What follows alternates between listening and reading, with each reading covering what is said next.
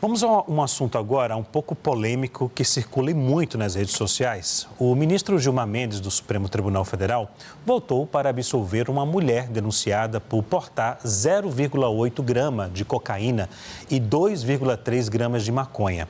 Gilmar considerou que a situação tem semelhança com o que foi decidido pelo Supremo Tribunal Federal no julgamento que descriminalizou o porte de maconha para uso pessoal. O julgamento, que ocorria na segunda turma do STF, foi interrompido por um pedido de vista do ministro André Mendonça. Sobre esse assunto, eu convido para a conversa agora. A gente vai conversar com a Maíra Fernandes, professora da FGV, Direito do Rio, e também com o professor Leonardo Correia, sócio da 3C Law Advogados e cofundador e presidente da Lexon. Aos dois, eu agradeço pela presença aqui no SBT News. Muito obrigado por aceitarem um convite. A pergunta é: concordam com o voto do ministro? Eu vou começar com a dama, viu, professor? Professora Maíra. Olá, boa noite. Um prazer estar aqui no SBT News. Concordo com a decisão. Na verdade, a decisão, ela leva em conta também o princípio da insignificância por conta da quantidade de droga, e ela aponta para os argumentos já utilizados pelo ministro Gilmar Mendes quando da votação da discussão sobre a descriminalização da maconha. Naquela ocasião, o voto original do relator já falava numa necessidade de descriminalização do uso de todas as drogas, não só da cannabis. Depois, durante o julgamento, ele acabou sendo convencido pelos demais ministros. Outros ministros levantaram o argumento de que, naquele momento, seria melhor fazer só mesmo, conforme o pedido da maconha. O ministro Luiz Roberto Barroso, na ocasião, não descartou a discussão maior sobre todas as drogas, mas disse que isso poderia ser feito paulatinamente, amadurecendo-se a discussão. Então, o ministro Gilmar Mendes, na ocasião, deu um passo atrás e, de fato, acompanhou os demais ministros para a votação, no caso, ser somente para a cannabis. Mas os argumentos eram rigorosamente os mesmos, inclusive sobre a questão de uma quantidade muito pequena, uma quantidade que configure somente o uso. Então, o tráfico continua sendo criminalizado, de fato, proibido, e a adoção de outras medidas que não as penais para a regulamentação do uso de entorpecentes. Os argumentos foram, então, repetidos nessa decisão, acrescentando o fato do princípio da insignificância. Doutor Leonardo, o senhor concorda com o voto do ministro? Boa noite. Boa noite, Maíra, boa noite, Leandro. Eu não concordo por uma questão muito simples. Existe uma separação de poderes na nossa Constituição e ela está protegida pelo artigo 60, cláusula pétrea, a separação de poderes. Então, o que eu entendo é que essa decisão, assim como o julgamento do tema 506, foi ou não foram decisões que acabaram redundando no que a gente chama de ativismo judicial. O judiciário legislou, o judiciário definiu como seria a questão, ao invés de deixar a decisão com a sociedade, com a deliberação pelo legislativo. Essa lei, especificamente, de 2006, ela foi feita pelo legislador, ela já contemplou uma pena menor para o consumidor de entorpecentes, e ela já trata dessas questões. Eu acho que quando o Supremo vai além do que o legislador foi, ele está extrapolando limite da sua própria competência. Se a gente quiser falar sobre o mérito específico da questão, eu até posso dizer para vocês que eu sou simpático à legalização das drogas, eu não sou contrário a isso, mas eu acho que eu tenho que convencer meus concidadãos de que essa alternativa é melhor do que a alternativa da proibição, e não pegar um atalho na Suprema Corte e, com esse atalho, mudar a legislação que foi devidamente produzida pelo legislador. Esse é o problema, separação de poderes, evitar que o judiciário legisle. Essa é a minha grande preocupação nesse caso. Eu entendo que provavelmente vai ter a sensibilidade com relação ao indivíduo, a pessoa que estava lá no caso, mas a gente precisa preservar a nossa república. Se a gente não preservar a nossa república, eu não sei onde vamos parar. E eu acho, aliás, curioso o Supremo Tribunal Federal, que tem falado ostensivamente que defende a democracia, agora é contra qual foi a vontade do legislador na lei. E veja, eu não estou defendendo a democracia de forma absoluta aqui, não, mas eu estou apontando a contradição. Em um momento eu defendo que eu tenho que defender a democracia a todo custo, mas quando a democracia se manifesta de uma forma que eu, como julgador, não concordo, eu atropelo essa democracia. Será que é por aí? Doutora Maíra, esse caso tem semelhança com o entendimento do STF sobre porte de maconha? Tem absoluta semelhança. Os argumentos são rigorosamente os mesmos. Veja, não é a primeira vez que o Supremo Tribunal Federal decide sobre a questão das drogas, tanto é que tem a decisão anterior e já houve outras manifestações do Supremo Tribunal Federal em temas relacionados às drogas que o legislativo, honestamente, não discute, né? Mesmo muitos anos atrás, houve, por exemplo, uma proibição da Marcha da Maconha. Não sei se os senhores vão lembrar disso, faz bastante tempo.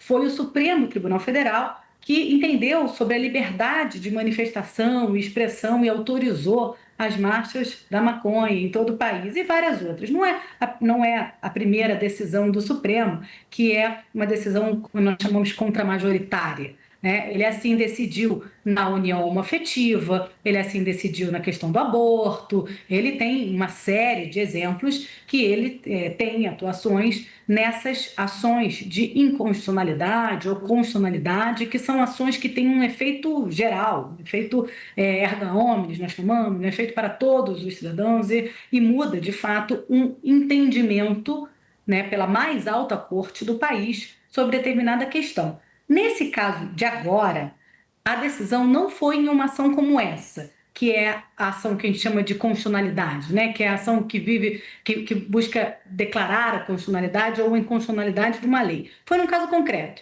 Veja, um caso concreto que teve condenação em primeira instância, achando que aquilo ali era crime, mesmo apesar da quantidade muito pequena.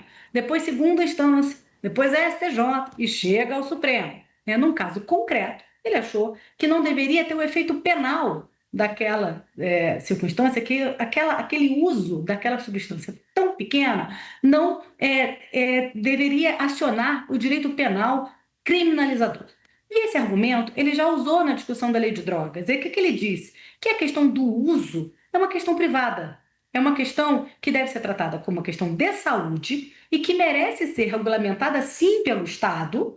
Não é uma legalização total, tanto é que ele determina que haja a regulamentação administrativa, né, e hoje ainda tem isso, atualmente ele pelos juizados, mas ele coloca inclusive como um avanço que depois outros órgãos sejam responsáveis. O Estado continua proibindo o uso de drogas ilegais, mas não pela via criminal. E esse é o cerne da discussão naquele julgamento, que ele repete nesse, né? Entendendo que o uso é uma questão privada e que deve ser tratada como questão de saúde. E é um argumento que eu concordo, porque a criminalização do usuário, ela só leva a um distanciamento ainda maior desse usuário dos órgãos de saúde, dos sistemas de proteção, né, que protejam contra a má utilização, o excesso da utilização das drogas. Então, vários países têm regulamentado o uso das drogas ilícitas justamente por vias não criminais e tem, com isso, diminuído, inclusive, o seu uso, né? Essa criminalização do uso, ela não ajuda o usuário, ela atrapalha. Além disso, nós podemos pensar em políticas de prevenção, de redução de danos, sabe? E é essa a linha também que a decisão do STF fala muito, sabe? Numa linha de redução de danos, de considerar o uso como uma questão de saúde, de dar atenção aos usuários. Então, nós temos basicamente 3 sistemas possíveis relacionados às drogas. O primeiro é uma proibição total, não regulamentada de nenhuma forma, né? Então, você não regulamenta porque apenas proíbe e criminaliza tudo. Uma segunda, que legaliza tudo e também não regulamenta. E uma terceira, intermediária, que parece de fato mais adequada, que não autoriza indiscriminadamente, mas regulamenta pelas vias adequadas e pelas vias administrativas não criminais e continua criminalizando o tráfico de drogas, né? Então, a partir de uma determinada circunstância ou em uma situação que, independentemente da quantidade, configure a mercancia, isso vai ser tráfico. Por exemplo, se a pessoa for encontrada com uma balança, com dinheiro, com aquilo no formato de saquinhos para serem vendidos, isso pode ser tráfico. Então, me parece que essa terceira posição ela é a mais adequada e pode, inclusive, diminuir o uso. Um exemplo, tabaco.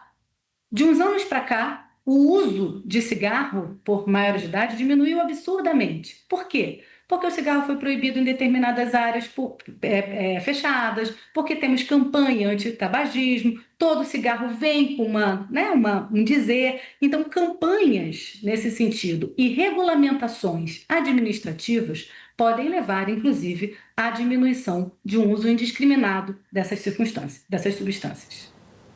Doutor Leonardo, o senhor concorda com a doutora Maíra? Esse caso tem semelhança, na sua opinião, com o entendimento do STF sobre o porte da maconha? Perdão. Não, eu acho que o outro caso tratou-se de maconha, não tratou-se de cocaína, e a jurisdição é limitada pelo pedido, acho que não dá para ficar expandindo. Eu repito, assim, eu acho que o tema é interessante, a doutora Maíra tem bons pontos, bons argumentos, que provavelmente vários colegas meus que são mais conservadores seriam contrários a todos esses pontos, mas eu acho que isso é um debate que a sociedade tem que ter. Esse atalho do judiciário é muito ruim. O ponto de vista contra-majoritário que a doutora Maíra trouxe, eu até vou remeter, já que ela trouxe a questão da união homoafetiva. Eu defendi no meu livro que eu publiquei recentemente a questão da união homoafetiva, mas não sob o argumento que foi defendido pelo Supremo Tribunal Federal. Não foi com base na dignidade da pessoa humana para encaixar qualquer coisa e mudar a legislação. Não foi isso. O ponto de partida para a defesa dessa tese é o seguinte: você pode ter uma Constituição democrática ou uma Constituição que é republicana. A nossa Constituição é republicana, ela não é meramente democrática. Não basta só a maioria. Ela exige que você respeite os direitos fundamentais. Você pega o preâmbulo da Constituição próprio, ele já reconhece que existem direitos anteriores. Se nós formos para a Constituição do Império, já havia o reconhecimento dos direitos naturais, vida, liberdade e propriedade. Então, você não pode permitir que um grupo, simplesmente porque não gosta, impeça os indivíduos de buscar a felicidade, que é um dos direitos naturais. Ok, isso eu não tenho nenhum problema quanto a isso, essa é exatamente a função contra-majoritária. Mas aqui a gente está tratando de um outro tema, que é muito mais delicado. A gente não está tratando simplesmente de uma união homoafetiva que não causa dano aos demais indivíduos. A gente está discutindo o consumo de drogas que pode eventualmente causar dano. Então, não é tão simples assim, e eu não me entendo por que os juízes da Suprema Corte seriam as pessoas mais sábias para definir uma questão que eles nunca estudaram tão completamente. Os juízes da Suprema Corte que nós temos, como os juízes de qualquer Suprema Corte, são especialistas em interpretar texto, interpretar a lei. Eles não são especialistas em sociedade, eles não são especialistas em economia, eles não conhecem política de droga, eles não conhecem absolutamente nada disso. Então, a função e a atribuição do Poder Judiciário é dizer o que a lei é, não o que ela deveria ser. E esse problema que a gente está vivendo hoje, da expansão do judiciário no Brasil, é diretamente resultante desse tipo de postura, que pode parecer super legal quando a gente gosta do resultado que a decisão tomou, mas ela abre a porteira para o Supremo legislar sucessivamente, que é o que a sociedade hoje está mais angustiada, sucessivas legislações do Supremo Tribunal Federal. E isso é que a gente precisa conter. A República só funciona com contenção de poder. Quando o intérprete pode mudar o significado das palavras, mudar uma lei, fazer o que ele quer com a lei, não dá. O que ele poderia fazer, talvez? Declara então inconstitucional. Tinha um pedido para declarar inconstitucional o dispositivo do artigo 28. Declara inconstitucional, porque aí o Legislativo vai ter que regular a questão, e pode regular. Os direitos naturais, eles têm que ser respeitados, mas nada impede que eles sejam regulados, já para você poder conviver em sociedade. Então, esse era um caminho que o Supremo poderia ter tomado. Por que não? Senhores, ao liberar o uso pequeno, seja de cocaína ou maconha, essa medida abre brecha para o crime organizado ou não? Doutor Leonardo. Claro que abre, claro que abre. A própria decisão anterior, do tema 506, ele acaba fazendo o seguinte: se você pode levar 40 gramas de maconha, uma solução econômica, de pensamento racional econômico, Gary Becker puro, é um economista de Chicago, que escreveu o artigo Crime and Punishment, e explica que a gente toma decisões com base na avaliação de custo-benefício. Então, o que acontece? Você é um traficante, você vai passar os seus aviões, todas as pessoas que levam as drogas, com 40 gramas, porque você não cai na hipótese do tráfico. Então, você acaba gerando um incentivo para o comportamento criminoso, buscando uma brecha dentro da decisão. Isso tem que ser levado em consideração. Por isso, novamente, que eu acho que os juízes não são as pessoas mais indicadas para mudar os dispositivos legais e políticas públicas. Isso tem que ser debatido democraticamente pela sociedade. Doutora Maíra, ao liberar o uso pequeno de droga ou maconha, essa medida abre brecha para o crime organizado? Eu acho que é justamente o oposto, né? Veja, só para poder pegar um gancho aqui sobre causar dano, né? O que a decisão anterior fala e que vale para qualquer droga, né? A decisão fala o seguinte, a nossa Constituição e o Supremo, por que eu discordo do professor?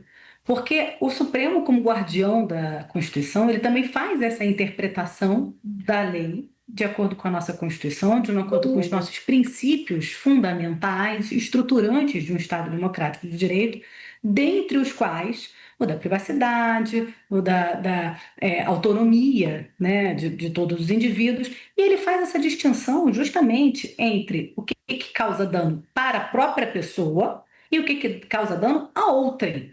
E as condutas que devem ser criminalizadas são justamente as condutas que causam dano a outrem. O tabaco, a bebida, os remédios controlados, eles podem, se usados indiscriminadamente, causar um dano enorme à pessoa. E, no entanto, eles são legalizados. Agora, se não causa dano a outrem, essa conduta não pode ser criminalizada. Agora, por que, ao contrário de aumentar essa criminalidade, ela tende, ao contrário, a diminuir? Aí é uma questão muito estrutural, né? Hoje em dia, muitos usuários são presos como se traficantes fossem. Essa política de drogas, ela encarcera em demasia. Quase todo o nosso sistema penitenciário é formado majoritariamente por pessoas presas por tráfico de drogas. E quem conhece o sistema, eu conheço bem esse sistema, porque eu fui, presidente do Conselho Penitenciário do Estado, inspecionava cadeias, a gente vê que ali tem jovens, muito jovens, a população carcerária é muito jovem, muitas vezes usuários pobres, negros majoritariamente também, e pobres, que são presos por uma política de drogas equivocada, que encarcera em demasia e encarcera usuários. Isso alimenta um sistema de violência enorme, que torna essas pessoas piores, porque quem entra num sistema penitenciário, claro, não sai de lá melhor, sai de lá muito pior, mais violento, mais estruturado, porque essas organizações criminosas integram o sistema penitenciário. Então, você coloca na cadeia quem não deve estar na cadeia. Esse é o ponto. A cadeia deveria ser justamente para os grandes criminosos, para os traficantes, para quem efetivamente praticou um crime grave. Hoje, a política de drogas, que é uma política muito equivocada, ela prende jovens primários, sem antecedentes, que são usuários de drogas e que são presos como se traficantes fossem. Então, uma política que descriminalize esse uso, ela vai diminuir a violência em todo o país e pode vir aliada a uma política de segurança pública que efetivamente melhore o nosso sistema penitenciário, melhore a nossa política de segurança e diminua o tráfico e todas as outras circunstâncias em todo o país. Então, de fato, você não tem a menor dúvida de que essa política de drogas ela é uma política muito falida, sabe, muito, que precisa ser revista, que precisa ser pensado num aspecto global e que esse aspecto inclui a descriminalização do usuário, mantendo-se a criminalização do traficante. Não é essa moça que o Gilmar Mendes hoje reconhece como sendo necessário ser absolvida, com uma quantidade ínfima de maconha e de cocaína, 0,8, se não me engano, da decisão do ministro Gilmar Mendes, não é essa moça que precisa ser encarcerada e presa com uma das mais altas penas do Código Penal. Ela precisa ser atendida, se quiser um sistema de saúde, ser orientada e não ser presa como uma grande criminosa. Senhores, eu vou fazer a pergunta agora. A doutora Maíra fez uma ponderação mais ou menos na linha dessa pergunta que eu vou fazer. Vou começar com o professor doutor Leonardo, depois eu sigo para a doutora Maíra. A liberação de drogas em pequeno porte é uma forma, senhores, de correção de injustiças sociais no Brasil? Doutor Leonardo. Bom, eu acho que se você libera o consumo e criminaliza o comércio, você vai continuar com o problema da violência. Assim, isso é uma solução que não vai funcionar, porque se você diz que o indivíduo pode consumir, ele vai comprar e vai consumir, ou seja, vai ter um aumento do consumo. Só que, ao mesmo tempo, você proíbe o outro indivíduo de comercializar o produto. Então, aumenta a quantidade de demanda, ele ganha mais dinheiro e você tem mais crime. Esse é o problema que você vai ter aí. Eu queria só trazer um ponto que eu acho que é relevante. Eu li o artigo 28 da lei, e pelo que eu vi, o artigo 28 fala em advertência, prestação de serviço à comunidade e medida educativa. O artigo não fala em prisão, então eu acho que não era caso de prisão. Eu não consegui ler o voto, porque ele não está disponível, mas pelo que eu entendi, em primeira instância, o juiz teria dado e na turma recursal, isso foi tudo julgado em juizado especial. Na turma recursal, os juízes resolveram aplicar o artigo 28, tal qual ele está disposto, em razão do fato de ser cocaína e não maconha. Eu continuo assim, achando que talvez é um caso muito grande para uma pena tão baixa. Esse é o primeiro ponto. E o segundo é que eu não tenho a menor dúvida que descriminalizar o consumo e proibir o comércio vai explodir a demanda perante os traficantes. Não vai ser uma solução para o problema. A gente vai ter mais violência. Doutora Maíra? Essas discussões sobre criminalizações, né, na verdade, não é uma exclusividade da questão das drogas, tá? Várias outras criminalizações de condutas que são condutas consideradas privadas, né? Elas entram em várias outras discussões, como, por exemplo, o próprio aborto, que eu mencionei agora há pouco aqui, e essa questão das drogas, da legalização, ela é intensa em todo o mundo, com diversas orientações de organizações internacionais para a necessidade de discussão, de descriminalização com regulamentação, justamente por considerar que a questão do uso ela tem que ser tratada de um modo muito diferenciado em relação à questão do tráfico, porque são questões muito distintas. E, de fato, como eu disse, em nenhum momento a decisão do Supremo, nem a anterior, nem essa, buscam descriminalizar o tráfico de drogas. Então, de fato, o tráfico continua sendo uma conduta criminalizada, agora, o uso sendo tratado, e aí a questão é a ampliação para outras drogas, é tratado por uma medida não criminal. Então, isso é muito importante entender, porque, de fato, as drogas, de modo geral, elas não vão continuar sendo liberadas ostensivamente, entende? Pode ter regulamentação de diversas formas, pode ter regulamentação do uso, em que circunstâncias, em que locais, né? Há países que determinam em que locais a droga pode ser utilizada. Né? Há países que, justamente nessa medida de redução de danos, fazem políticas, inclusive, para usuários de outros tipos de drogas injetáveis, por exemplo, com uma política de onde pode fazer isso. Então, há uma série de possibilidades de regulamentação que passam por uma outra regulamentação que não a criminal. Tá? Sim, é uma forma de fazer uma discussão mais profunda sobre quem está sendo encarcerado com esta política da criminalização de drogas, como eu acabei de falar. Então, quando a gente identifica que no sistema penitenciário há muitos usuários presos como se traficantes fossem, com quantidades muito pequenas de drogas, e porque até pouquíssimo tempo atrás, antes da discussão do Supremo Tribunal Federal, sequer havia distinção sobre a quantidade de drogas, mas até hoje, mesmo depois da decisão, a gente sabe que essa distinção, se a pessoa é usuária ou é traficante, ela é feita pelo policial no momento da prisão. Então, o que significa isso? Significa que se você for na praia de Ipanema, né, você vai ver pessoas usando maconha na luz do dia. E muito provavelmente todas essas pessoas vão ser consideradas usuárias. Se você for no mesmo horário, uma comunidade, eu sou do Rio de Janeiro, né? Uma comunidade do Rio de Janeiro, você vai pegar os mesmos jovens usando a mesma quantidade, muito provavelmente eles vão ser presos como traficantes. Então, essa distinção entre quem é usuário e quem é traficante, na prática, é muitas vezes feita pelos policiais no momento da prisão. Então, o CEP, a cor, a questão social, né, as circunstâncias ali daquela prisão, elas acabam fazendo toda a diferença no encarceramento e levando, como eu disse, muitos jovens primários, sem antecedentes e que não são traficantes, mas apenas usuários, à prisão como se traficantes fossem. É isso que uma discussão mais complexa da lei de drogas e reconhecimento da ampliação para outras drogas, além da maconha, pretende fazer.